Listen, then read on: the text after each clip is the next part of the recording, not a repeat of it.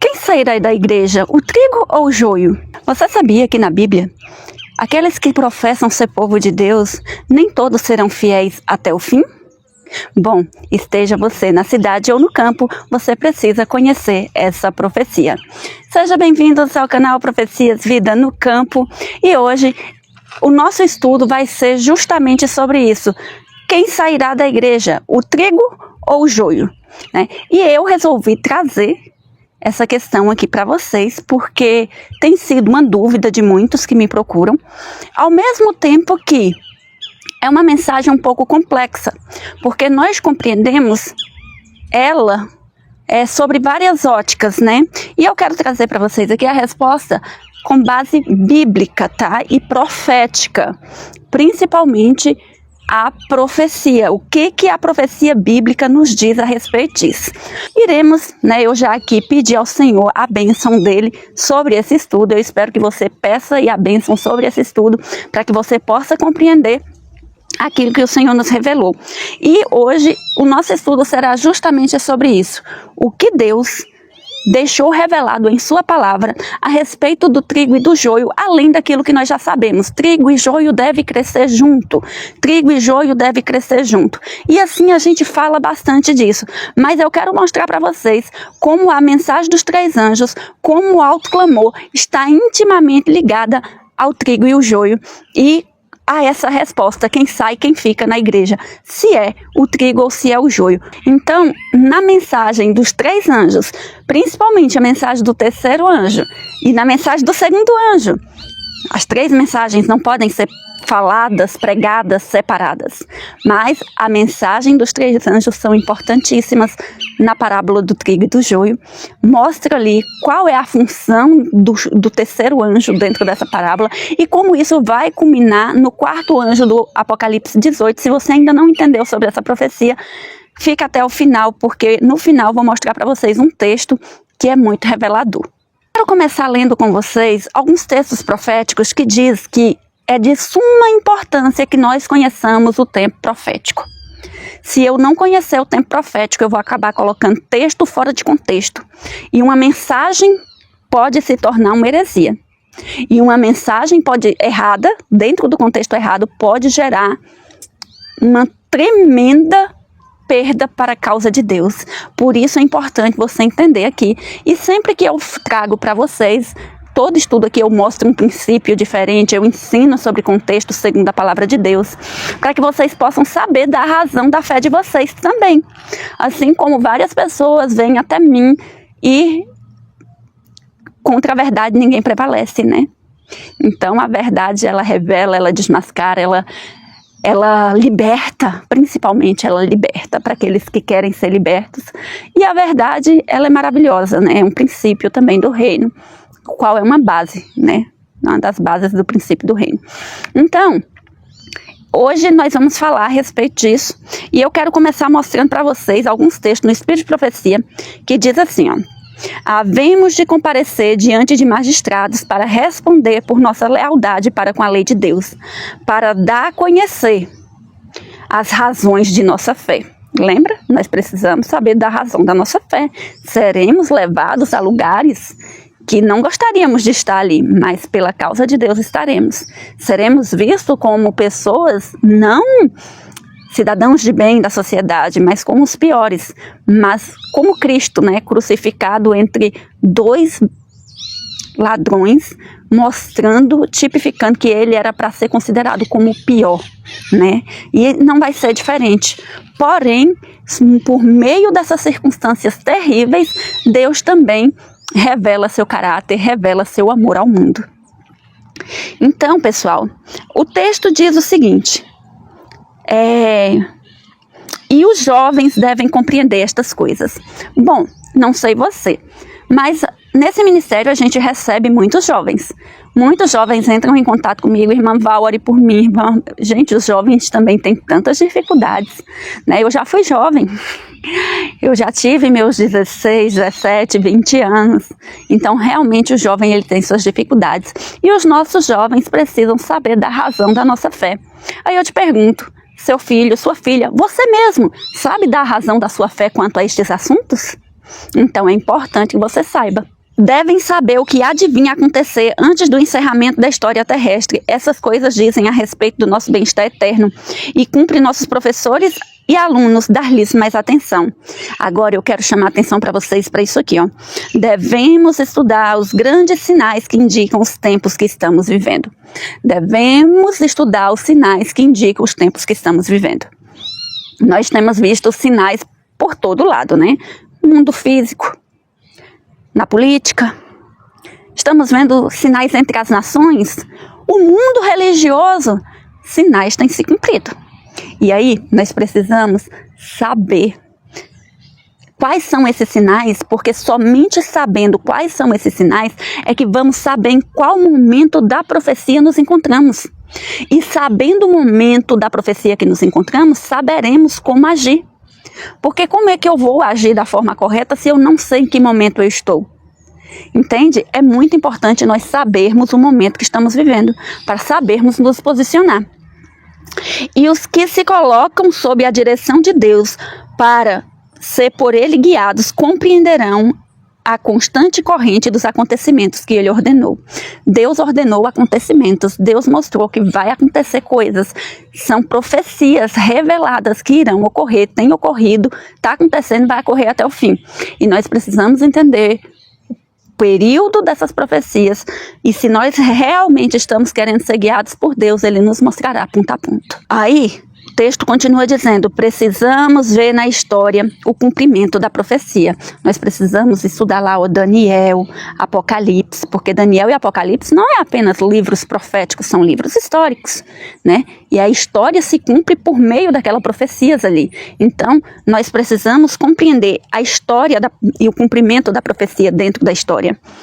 Estudar as atuações da providência de Deus nos grandes movimentos reformatórios e compreender, prestem atenção nesse texto que eu vou falar para vocês, vocês têm visto muita coisa nos últimos tempos que eu sei que vocês têm visto, e compreender a progressão dos acontecimentos na regimentação das nações para o conflito final da grande controvérsia. As nações, elas têm um grande papel no final da história e nessa grande controvérsia. E nós estamos vendo grandes profecias se cumprindo, tá? Grandes profecias. Por isso é importante você conhecer esses tempos proféticos e essas profecias, para você saber se situar. Então aqui eu mostrei para vocês a importância do conhecimento profético para a gente estudar lá a profecia do trigo e do joio, quem é que sai, quem não sai, quem fica, quem vai, né? Vamos entender isso, porque isso é questão de grandes discussões hoje em dia. Como eu já mostrei para vocês aqui, agora nós precisamos compreender as 3 mensagens angélicas. Compreendendo as 3 mensagens angélicas, lá o livro Primeiros Escritos tem um capítulo chamado A Firme Plataforma. Esse capítulo chamado A Firme Plataforma, lá no Primeiros Escritos, fala a respeito das 3 mensagens angélicas e que se nós não entendermos essas 3 mensagens da forma como elas são, estamos com perigo de perder a nossa salvação. Entenderam isso?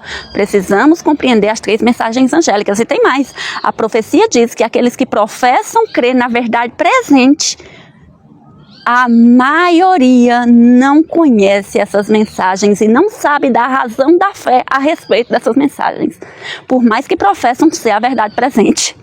Triste, né?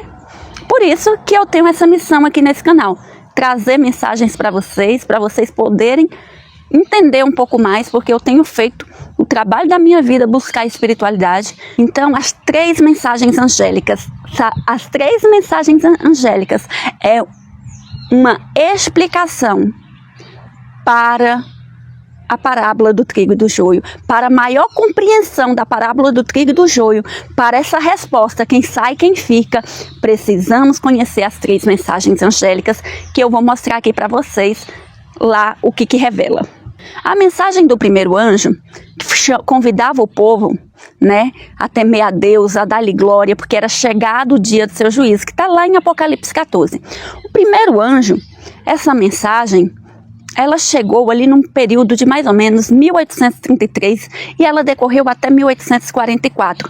Um pequeno período onde diz a profecia que se cumpriu o período de Filadélfia, um período de igreja pura, uma igreja que queria fazer a vontade de Deus acima de todas as coisas. Um povo, um movimento. Dentro desse movimento, eles acreditavam que Jesus estava para voltar naquele período. Por isso que temei a Deus e dai-lhe glória, porque é chegado o dia do seu juízo. Mas esse juízo que está na mensagem do primeiro anjo não é necessariamente a volta de Jesus. Que eles entenderam assim. Mas quando chegou no ano de 1844, né, vocês podem estudar mais a respeito desse assunto, Jesus não voltou. Então eles compreenderam que havia algo errado. E se havia algo errado, não era na palavra, era na compreensão deles. E o que seria isso?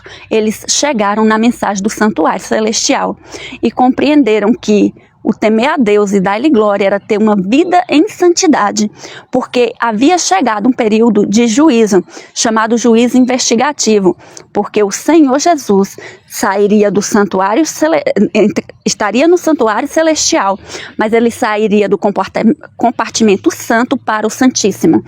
E isso fez com que o povo vivesse de forma piedosa, entendendo os tempos que estavam vivendo, entendendo a devida necessidade para o preparo para a volta de Jesus. Só que, quando houve esse desapontamento, muitos saíram do meio deles e ficaram extremamente tristes e revoltados, né? Porque, afinal de contas, Jesus não voltou na data que era contado para nós, né? Não levaram em consideração a grande questão que Jesus falou, que dia e hora ninguém sabe senão o Pai. Sabemos a proximidade, mas eles tinham calculado ali direitinho e estava dando ali. Mas o grande evento não era esse. Aconteceu que eles continuaram estudando, até que chegou a mensagem do santuário a eles. Quando chegou a mensagens como o sábado a eles. Quando chegaram tais mensagens, cada um estava numa igreja diferente. Cada um tinha sua religião.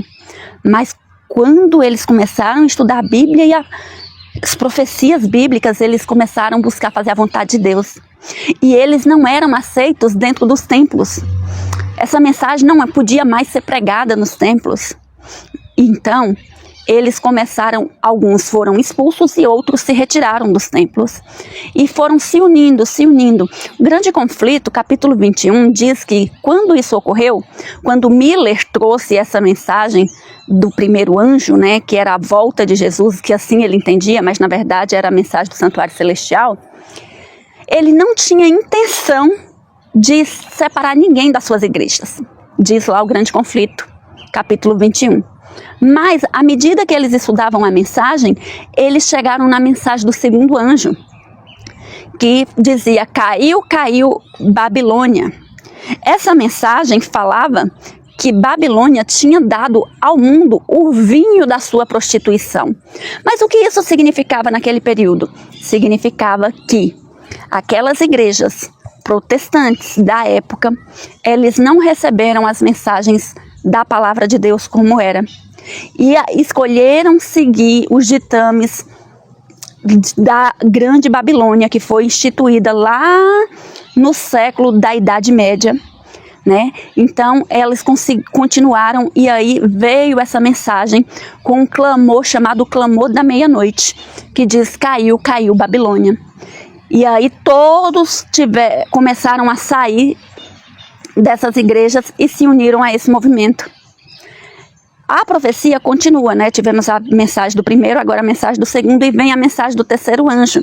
A mensagem do terceiro anjo vem falando daquele que adorar a besta e adorar a imagem da besta. A profecia diz que essa mensagem do primeiro, segundo e terceiro anjo, ela tomaria uma força até chegar à proporção do alto clamor, que é o anjo de Apocalipse 18, que falaria com grande força. Essas mensagens são importantes e a mensagem do caiu Babilônia é algo muito importante para nós. Porque essa mensagem caiu Babilônia se repete lá no clamor, no alto clamor do Apocalipse 18. Caiu Babilônia. E lá nesse caiu Babilônia tem uma instrução de Deus para nós. Então, o que ocorreu? As pessoas começaram a sair, se unir àquele movimento, mas outros ficaram contra. Foi um período muito difícil, muito triste, porque houve separação de pessoas, separação das pessoas, das suas igrejas. Houve uma reforma naquele momento. Quando chega na mensagem do terceiro anjo, fala agora de um outro vinho. Na mensagem do segundo anjo, fala do vinho da sua prostituição. Deu ao mundo a beber o vinho da ira da sua prostituição. Esse vinho, chamado vinho da fornicação, diz a palavra de Deus que são falsas doutrinas, heresias, né? E são várias delas. E aí, então, chegou também a mensagem do terceiro anjo, já fala de um outro vinho, o vinho da ira de Deus, que dará àqueles que estão em rebeldia sem mistura. Gente, é uma sentença de juízo e justiça. E aqui nós vamos entender um pouco mais, para a gente poder ter uma noção do que era aquele caiu Babilônia e por que Deus enxergava de tal forma aqueles que aquele momento era a igreja de Sardes, pessoal que veio de um período de reforma, né? Os protestantes estavam vindo de um período de reforma, um período em que os pioneiros, né, os pais da fé, davam a própria vida por amor da verdade, e agora esses mesmos que era povo de Deus havia se afastado das mensagens de Deus, e chega as mensagens de Deus para esse povo, apenas um pequeno povo recebe, enquanto os outros não recebem, e aí Deus fala, caiu Babilônia, que é a mensagem do segundo anjo. E aqui eu quero mostrar para vocês o que para Deus é Babilônia. Eu vou deixar o texto aqui. O que para Deus é Babilônia? Há tantas discussões sobre quem é Babilônia, quem não é Babilônia. Gente, esse tipo de discussão é por falta de compreensão de princípios. Quando conhecemos os princípios do reino, nós sabemos nos posicionar. Sabemos que o que é ofensivo a Deus é o pecado. Por isso que nós precisamos ter compreensão disso. O grande conflito diz assim: igrejas do Estado, mediante suas relações com os governos seculares e com outras denominações, olha aqui, ó, o povo de Deus, aliança com o governo secular, igreja de Deus, aliança com outras denominações, quando se juntam pela procura de quê? Do favor do mundo, né? Aí vem, e o termo Babilônia, confusão, pode apropriadamente aplicar-se a estas corporações. Toda corporação, aqui fala sem exceção, toda corporação, quando ela se une, tem relações com governos seculares, quando ela se une às denominações, né? As outras crenças que não a crença no Deus vivo, né? A adoração aos outros deuses. E tudo isso querendo o favor do mundo. A palavra de Deus, lá no grande conflito, diz que o termo Babilônia, que significa confusão, mistura, você já não sabe o que é santo nem o que é profano. Quando há essa confusão, o termo Babilônia, que significa confusão, pode ser apropriadamente aplicado. Por quê? Porque é uma confusão, é um vinho, é uma embriagação. É certo ou não é? É isso ou não é? Então, você fica meio que bêbado, sem saber. Por isso que é importante você conhecer a profecia. Por isso que é importante você conhecer a palavra de Deus, para você saber se posicionar.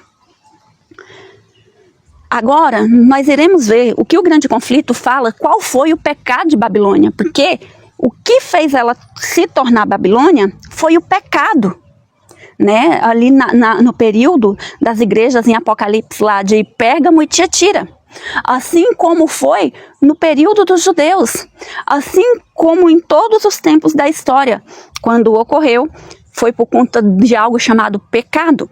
No texto anterior, nós entendemos que um desses pecados era a relação ilícita com os governos seculares e com outras denominações buscando o favor do mundo. Então Deus olhava e já falava: confusão.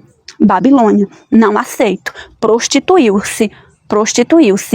Por quê? Porque buscou apoio em poderes seculares, buscou apoio em outros deuses, em outras denominações, que não no Deus vivo. E isso para Deus é adultério, ele não aceita.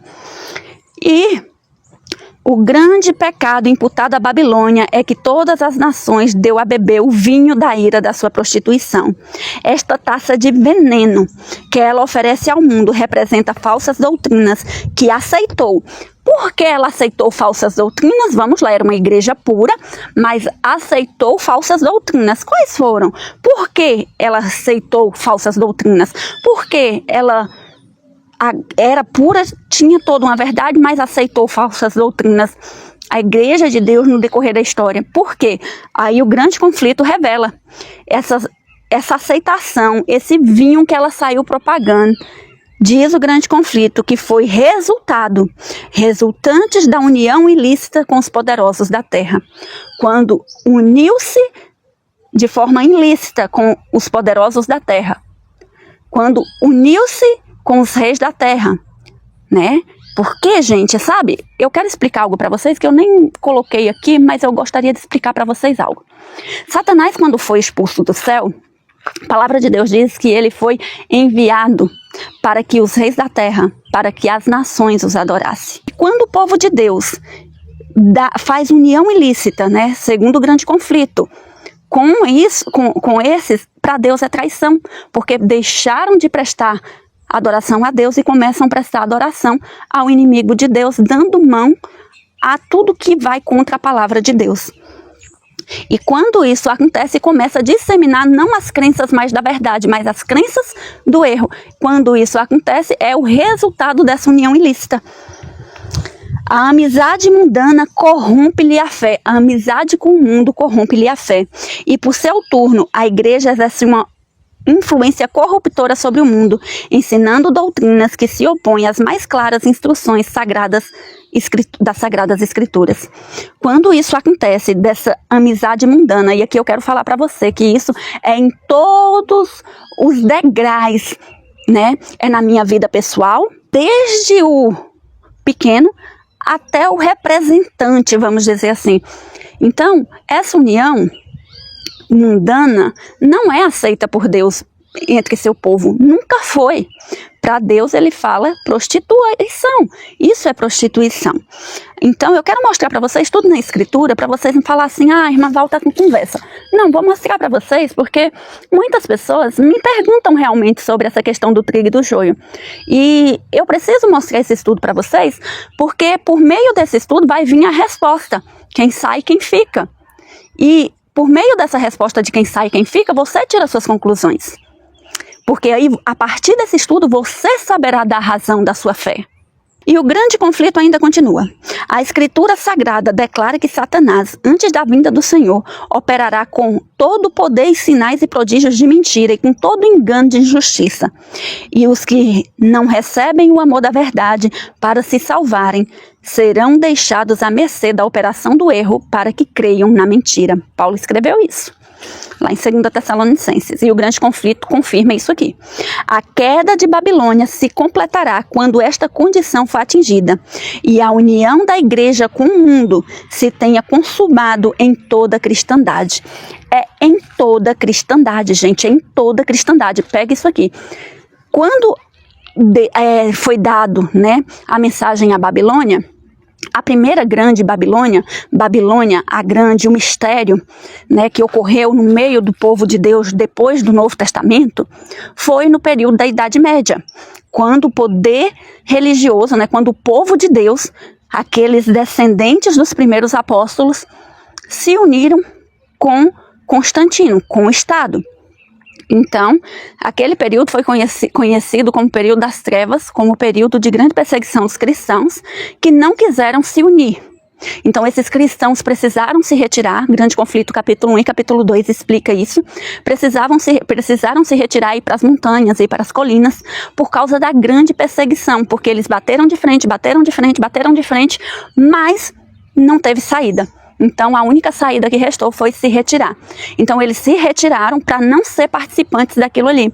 E por meio disso, diz o grande conflito, que eles foram caçados, mesmo nos montes e nas montanhas, porque eles eram forçados a aceitar, né? Toda vez, diz o grande conflito, que o poder religioso se une ao civil, a liberdade de consciência, ela é ferida. E vem uma imposição satânica. Por isso que não há essa questão de união entre civil e religião, entre Estado e religião. Então, a profecia nos diz que completará a queda de Babilônia quando essa condição for atingida e a união da igreja com o mundo se tenha consumado em toda a cristandade. Aconteceu a primeira, a Babilônia, o mistério, na Idade das Trevas, aconteceu novamente no período de 1833 a 1844, quando veio a mensagem do segundo anjo, caiu Babilônia, por não aceitarem as mensagens e as revelações de Deus. E só que Ellen White, inspirada por Deus, escreve no Grande Conflito que não foi só ali que terminou, que a queda de Babilônia aconteceu. Ellen White diz que essa mensagem iria se aprofundar e essa queda, essa condição, entendam a palavrinha, condição, é uma condição.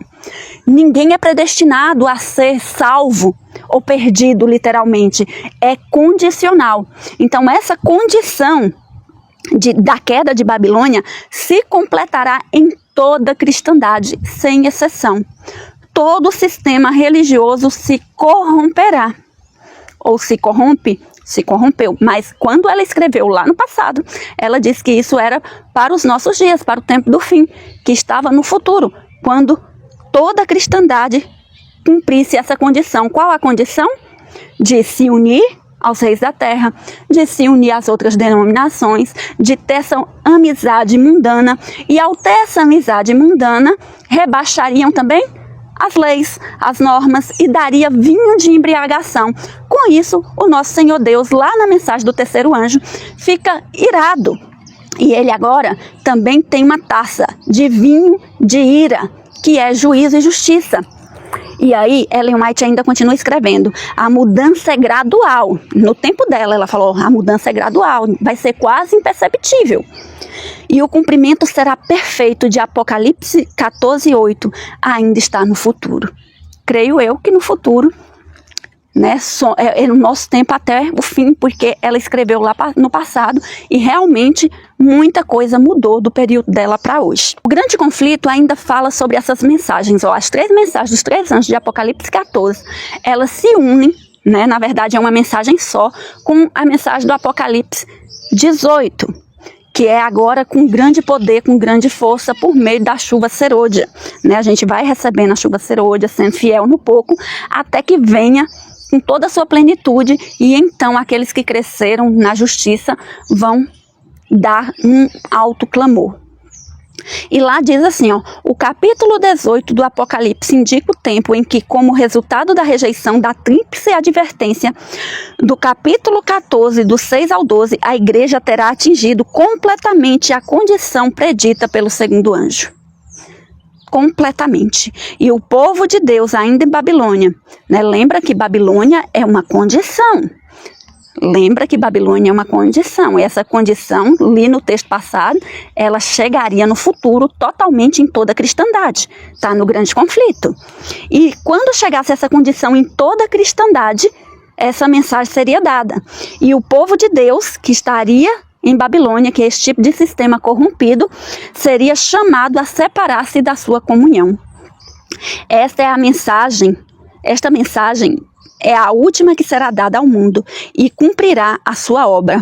Quando os que não creram na verdade, antes tiveram prazer na iniquidade, forem abandonados para que recebam a operação do erro e creiam na mentira. Gente, tem muita gente que fala assim, uma falsa piedade, né? Uma falsa compaixão. Há pessoas, né? A gente deve amar o nosso próximo, interceder por eles, repreender, motivar quando preciso for. Porém, a palavra de Deus diz que muitos estão inundados no erro, não porque Deus é mau, mas porque a operação do erro é enviada para aqueles que desejam a iniquidade, eles têm prazer na iniquidade, segundo o que Paulo escreveu. Tem pessoas que têm prazer no erro, e por ter prazer no erro, Deus permite o quê? A operação do erro. E essa operação do erro faz com que creiam na mentira. E a luz da verdade brilhará então sobre todos os corações que se acham abertos a recebê-la. A verdade só vai brilhar no coração de quem está aberto para receber. E os filhos do Senhor que permanecem em Babilônia atenderão o chamado, agora o alto clamor do Apocalipse 18, que é: sai dela, povo meu. Agora, eu gostaria de mostrar para vocês que aqui é a condição babilônica, né? A mensagem do segundo anjo, caiu Babilônia. E o que para Deus é a condição babilônica? O que para Deus é ser Babilônia? E aí, a profecia fala exatamente disso, de ser uma condição. E muitas pessoas não entendem o que é a condição. Acha simplesmente, assim como eu também já achei, tá, pessoal? Deixa eu falar uma coisa para vocês. Eu fui instruída, eu fui ensinada que se eu recebesse a fé e fosse batizada e guardasse os mandamentos, eu estaria salva e pronto, simples assim. Que se eu me tornasse da religião, eu seria salva. Inclusive, eu já vi pregadores falando disso, né? Entra para o povo de Deus que tu serás salvo. Né? Você será salvo simplesmente pelo fato de entrar para a religião, que a partir de agora você vai se unfanar e dizer que eu sou a menina dos olhos de Deus. Você vai se unfanar e vai dizer, eu sou, o que mais que lá fala? Eu sou o que guarda os mandamentos e tem a fé de Jesus. Mas eu quero mostrar para vocês na palavra o que isso significa. O que a profecia deixou revelado a isso? Os que tiveram oportunidade de ouvir e aceitar a verdade, entenderam isso? Eu tive, você também. De ouvir e aceitar a verdade e se uniram à Igreja Adventista do Sétimo Dia, considerando-se o povo de Deus que guarda os mandamentos, mas não possui mais vitalidade e consagração a Deus do que as igrejas nominais, serão atingidos pelas pragas de Deus tão verdadeiramente como as igrejas que se opõem à sua lei. Ou seja, eu entrar para a religião não quer dizer nada. Não quer dizer que eu estou salvo ou que eu estou salva. Por isso que a palavra diz que aqueles que entram para a igreja e estão achando que estão na condição salva, mas que não têm vitalidade, que não buscam o Espírito, estão tão perdidos quanto as igrejas nominais que lá no passado rejeitou as verdades. E serão tão atingidos pelas pragas quanto esse povo que também rejeitou. E eu sempre falo que para sermos aceitos pelo Pai, devemos ser como filhos. Viver em obediência voluntária, em obediência, amando fazer a vontade do Pai. E outra, Deus não faz acepção de pessoas.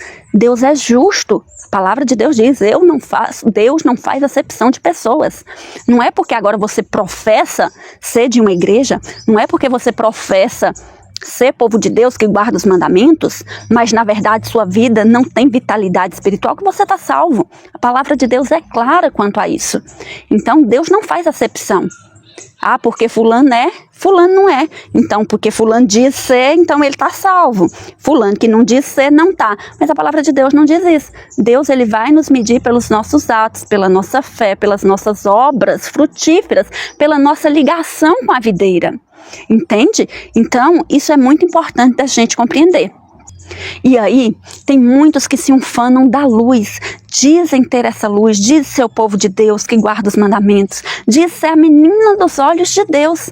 E olha, a gente deve sim buscar ser a menina dos olhos de Deus individualmente.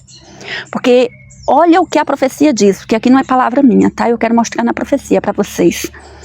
Se a igreja de Deus, presta atenção que isso aqui é uma mensagem para a igreja de Deus dos últimos dias, aqueles que dizem ser a igreja de Deus. Se a igreja de Deus se tornar morna, prestem atenção, não terá o favor de Deus, do mesmo modo que acontece com as igrejas que são apresentadas como tendo caído. Então, você que se diz povo de Deus, ou que essa é a igreja de Deus, a menina dos olhos de Deus, deixa eu te falar uma coisa. Se entrou ou entra numa condição morna, numa condição que Deus desaprova, essa igreja, para hoje, diz a profecia, não terá o favor de Deus da mesma forma que as igrejas nominais. Da mesma forminha, do mesmo jeitinho. Se tiver numa condição caída, se tiver numa condição de rebelião, Deus não aceita da mesma forma que ele não aceitou as igrejas nominais. E isso aqui não sou eu que estou falando, é a profecia, tá? Ainda diz mais. Vamos agora entender, porque o restante desse texto, ele é muito importante, porque ela usa esse texto e compila nele algo que é conhecido a nós, que está lá na mensagem de Apocalipse 18, do anjo de Apocalipse 18. Vamos ler isso aqui? Olha o que diz. Se a igreja de Deus se torna morna, não terá o favor de Deus do mesmo modo que acontece com as igrejas que são representadas como tendo caído e passado a ser morada de demônios, coito de todo o espírito imundo, coito de toda ave imunda e aborrecível. Misericórdia. E onde é que está isso aqui? Apocalipse. Se a gente for em Apocalipse 18, verso 2, olha o que fala sobre a Babilônia. E clamou fortemente com grande voz, dizendo: caiu, caiu a grande Babilônia. Se tornou morada de demônios, covil de todo espírito imundo e esconderijo de toda ave imunda e odiável. Ellen White, ela pega o restante deste texto aqui, de Apocalipse 18, 2, e coloca numa advertência para a sua igreja, mostrando para a sua igreja que se ela se torna morna, Deus a repudiará da mesma forma com o que aconteceu com as igrejas nominais naquele período. E ela diz, se a igreja de Deus se torna morna, ela não terá o favor de Deus da mesma forma que as igrejas nominais. Então eu deixo essa reflexão aqui com você. Até agora você deve estar perguntando assim, mas irmã Val, o que isso tem a ver com trigo e com joio? Eu quero saber quem é que vai sair, o trigo ou o joio. Calma, gente. Vocês precisam entender para poder saber da razão da fé de vocês.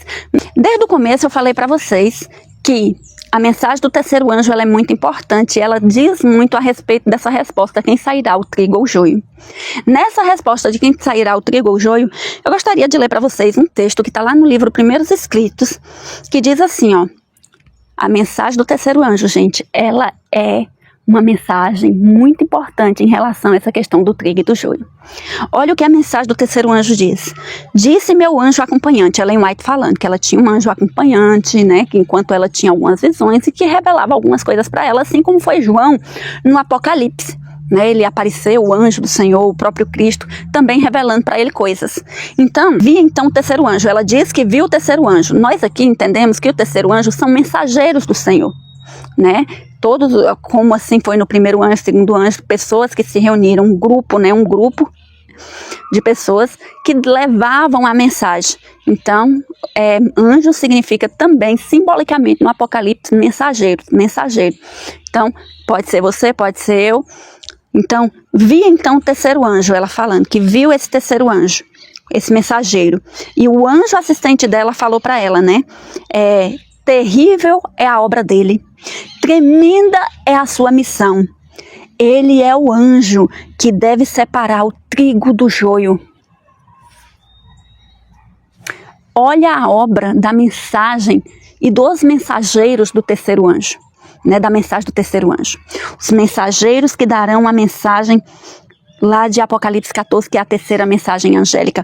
Qual é a obra? A palavra de Deus diz que essa obra é terrível.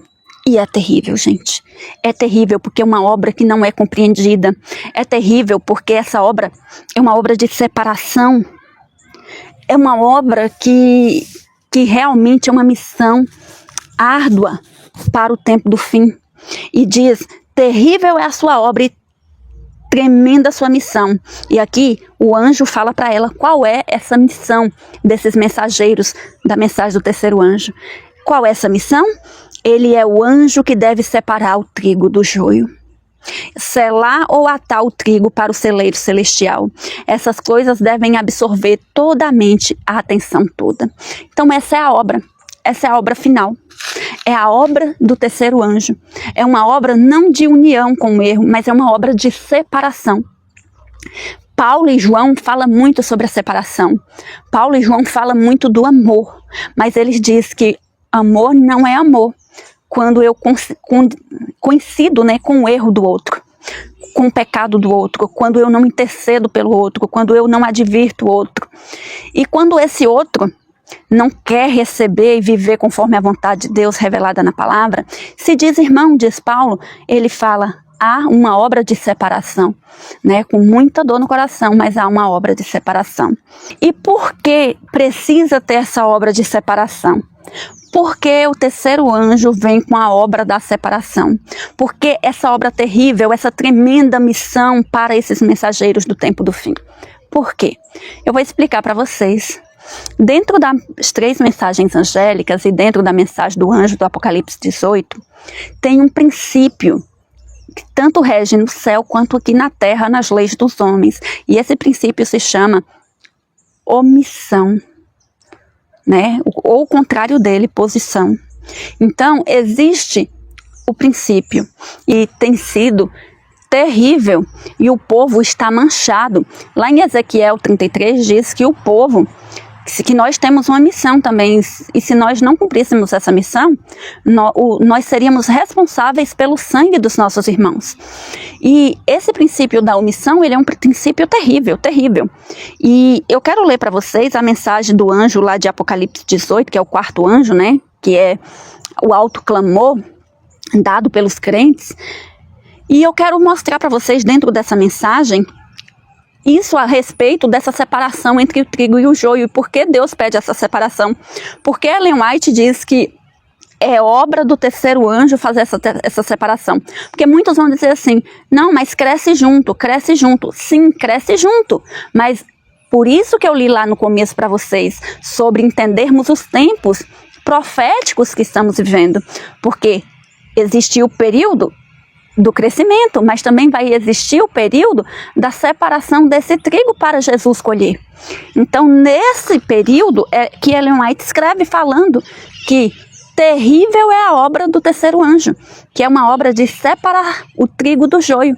É o mensageiro e essa mensagem, né? A mensagem não é dada sozinha, ela precisa de nós como mensageiros. Fará essa obra de separação, né? Porque a própria verdade, ela também separa. A gente precisa pregar a verdade, né? Precisamos viver ela.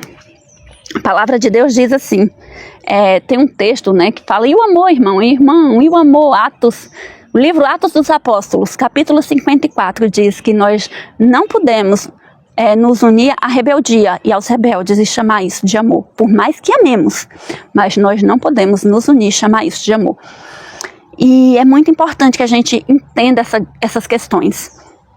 Porque se eu me uno chamando isso de amor, na verdade eu estou cometendo um crime terrível, segundo a palavra de Deus. Mas que crime é esse, irmã? Crime de omissão.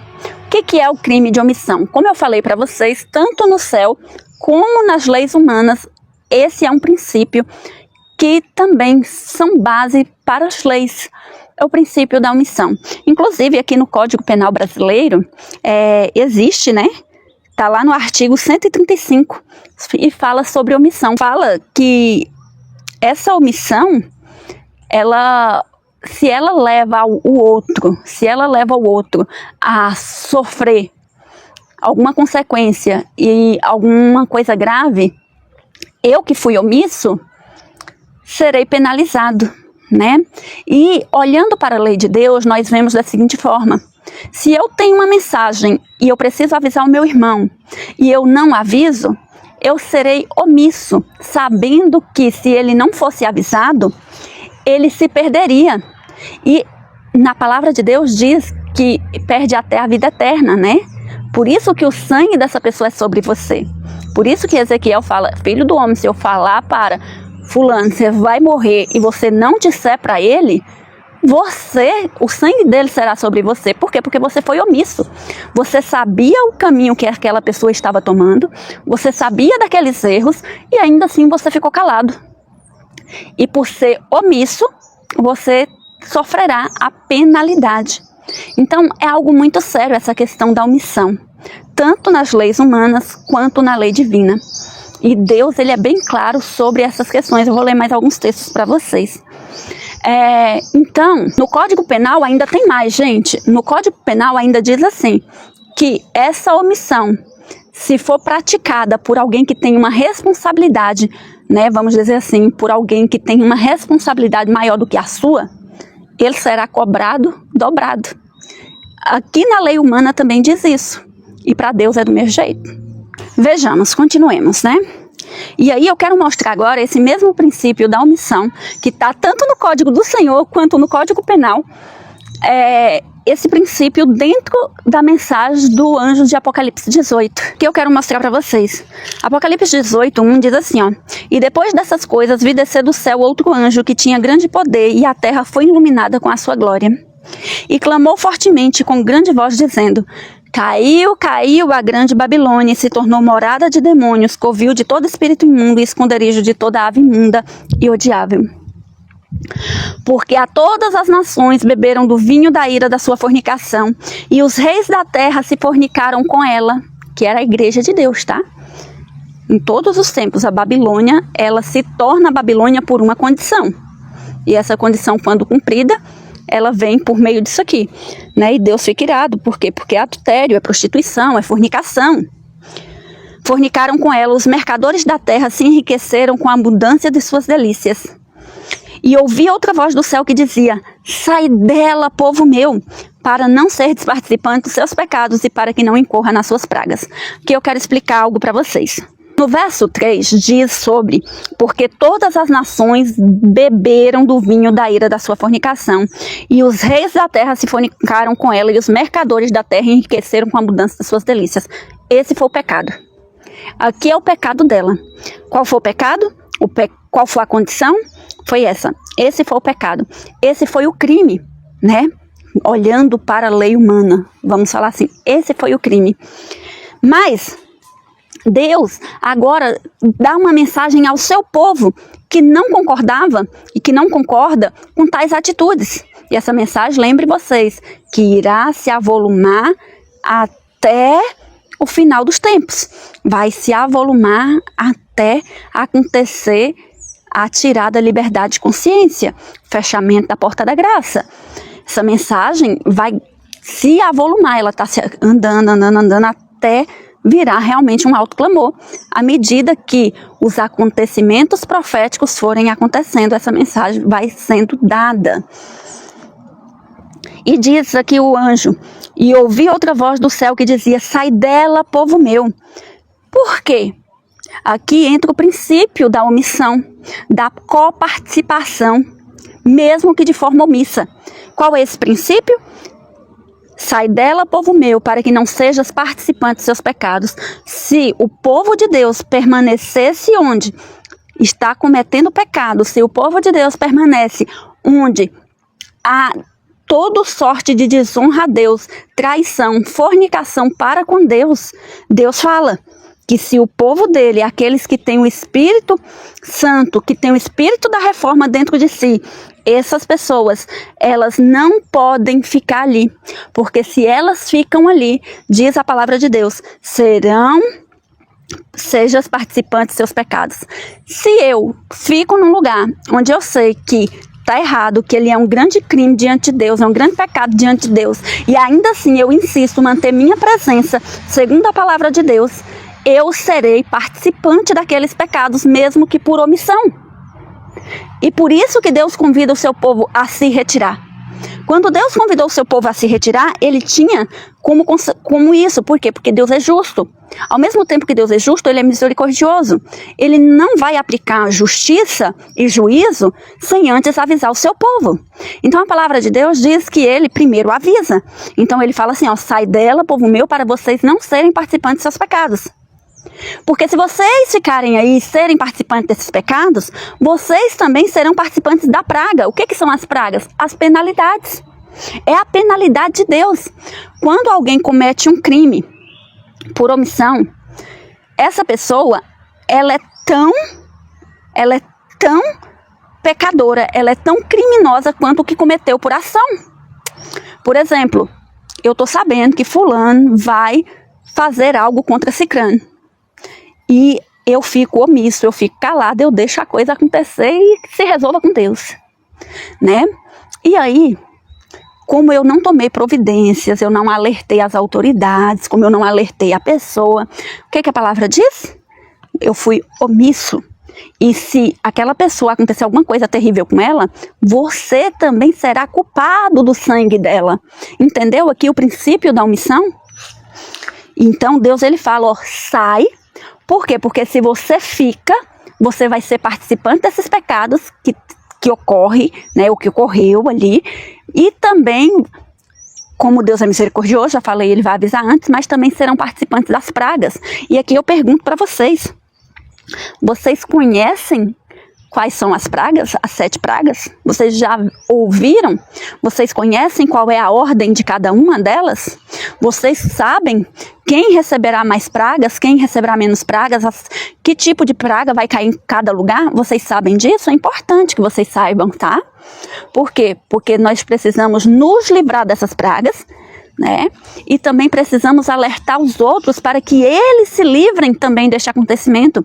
Precisamos alertar as pessoas para que elas também não participem desses pecados.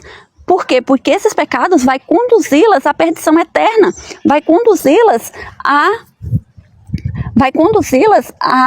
à destruição. Por isso que a profecia diz que nós temos, que grande e terrível é a obra do terceiro anjo, que essa obra é uma obra de separação do trigo com o joio.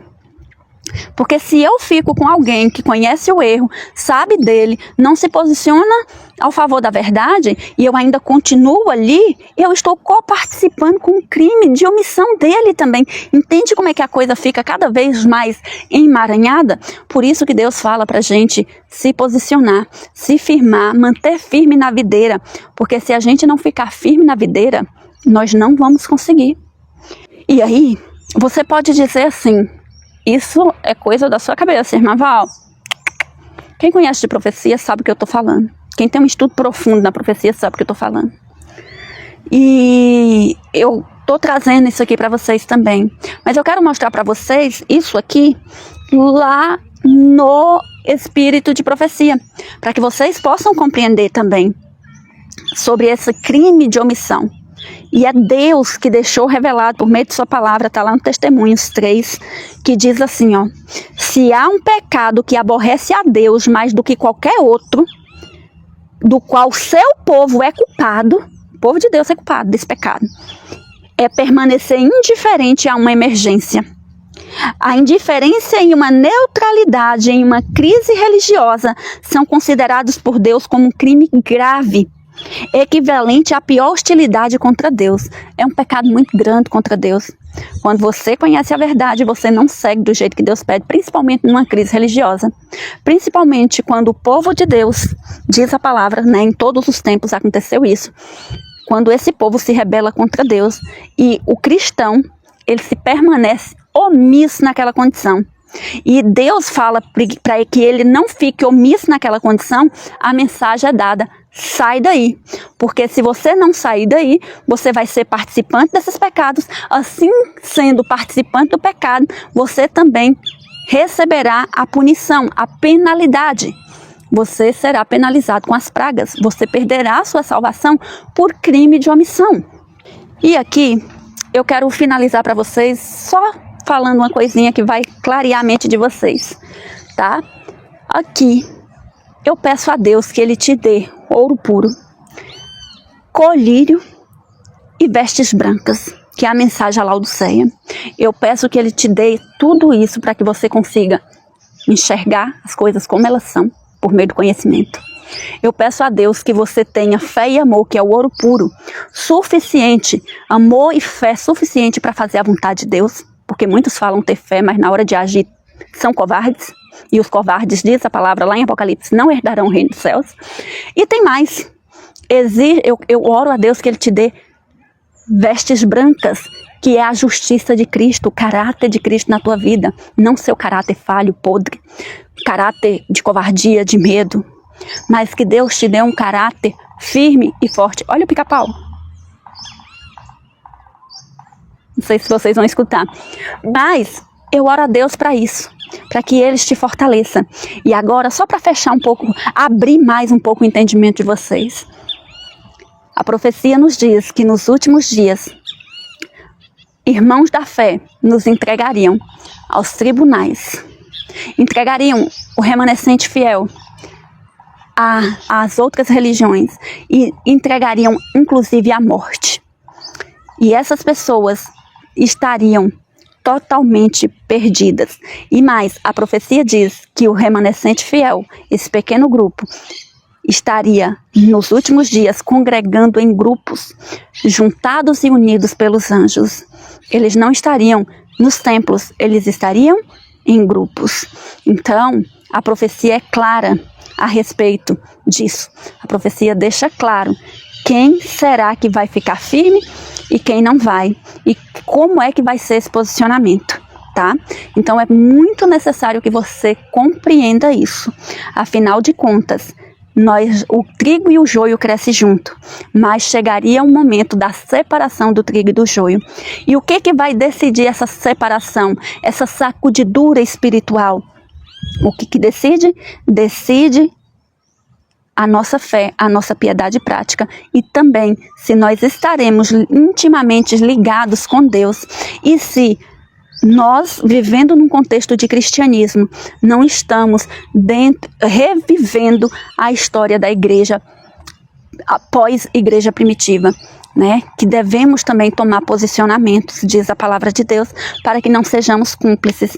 E aí quando você lê lá o Grande Conflito, capítulo 2 e 3, não deixem de ler, anotem aí, vai ler o Grande Conflito completo, tá? O Grande Conflito completo. Se você não tiver, me pede que eu deixo aqui o e-book para vocês. O Grande Conflito completo lá mostra qual foi a saída final. Quando o povo de Deus se rebelou contra Deus, traiu Deus com os reis da terra, segundo a profecia, esse povo protestou, esse povo lutou, e por fim, esse povo, quando não teve resposta a essa luta, Deus deu a mensagem para que eles saíssem, e essa mensagem se repete até o fim e vai se avolumar até o fim. Então, em todos os tempos, o verdadeiro cristão, ele que saiu do meio da apostasia, em todos os tempos, ele foi preciso para servir verdadeiramente seu Deus e para não ser participante dos pecados de sistemas caídos, sistemas que Deus disse que não consideraria como seus. Então, fiquem alertas quanto à profecia, tá? Estudem por si mesmos. Se você não concorda comigo, tudo bem, mas uma coisa é certa, você foi avisado e a profecia é essa, e eu peço que vocês estudem por si mesmos. Estudem por si mesmos e busquem fazer a vontade de Deus, porque os tempos são terríveis e as coisas que irão acontecer agora no final dos tempos, que, como diz Ellen White, de forma gradual já vem acontecendo, se avolumará e terminará em uma perseguição como nunca houve. Então, você já imagina como será. Encha a tua botija de azeite. Busque o Senhor enquanto se pode achar. Que o Senhor te revista da sua justiça. E se você gosta dessas mensagens e quer apoiar este ministério com seus dízimos e ofertas, vou deixar aqui a chave Pix. Até mesmo porque este ministério, ele tem um compromisso com a verdade e buscamos viver no exemplo, na doutrina e na palavra e levar essas palavras avante. E se você ainda tem dúvida sobre essa questão de dízimos e oferta, ou até mesmo se escandalizou ao ouvir eu falar algo deste tipo, eu te convido a assistir uma playlist aqui neste canal que se chama Estudos Bíblicos, Dízimos e Ofertas, para que você possa compreender outras verdades como esta que acabamos de aprender. Pessoal, vou deixar aqui a chave Pix. Se você sentiu o desejo de apoiar esse ministério, seja com dízimo, seja com oferta, saiba que recebemos e que nós queremos levar essa mensagem para todos. Fiquem com Deus. Beijo, tchau, tchau.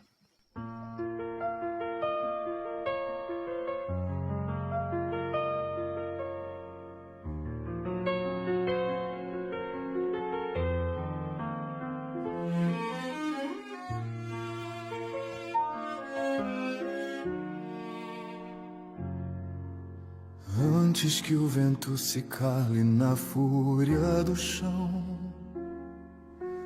antes que o céu desabe em gritos de trovão, recolhe teus filhos, guarda-os na tua mão.